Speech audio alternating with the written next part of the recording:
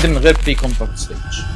الناس فاكره ان العلاقه التعاقديه بتبدا من لحظه التوقيع على العقد، لكن المفاجاه ان في 4 اوراق قانونيه ممكن تبقى موجوده قبل حتى وجود العقد نفسه. RFP او زي ما بنسميه Request for Proposal، وده ببساطه بيحصل لما ادور على افضل علاقه تعاقديه تحقق لي اهدافي، فببدا ابعت للشركات المهتمه واطلب منهم عروض، ووقتها بيترد عليا بليتر اوف انتنت، وده خطاب نوايا بيفصح فيه الطرف الثاني عن نيته في دخول علاقه تعاقديه مع الطرف الاول، وده طبعا تحت مظله معايير جوده معينه وتسعير معين. والله بقى الليتر اوف انتنت بتاعك عجبني، تعال نكتب ميموراندوم اوف اندرستاندينج، مذكره تفاهم، ودي بنصيغ فيها الهيستوري بتاع العلاقه التعاقديه وايه اللي محتاجينه بالظبط عشان نوصل لبايندين اجريمنت. وفي خلال كل مرحله من المراحل دي وجود نون ديسكلوجر اجريمنت بيحفظ سريه المعلومات المتبادله بين الاطراف امر ضروري، حتى مع كنا لسه ما دخلناش في عقد حقيقي.